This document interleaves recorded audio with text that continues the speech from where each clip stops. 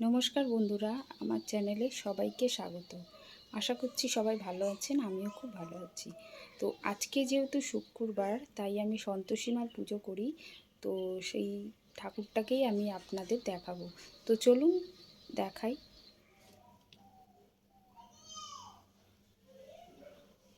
এই যে দেখুন আমার সন্তোষী মা। তো সন্তোষী মার পুজো কারা কারা করেন বন্ধুরা, কমেন্টে প্লিজ জানাবেন।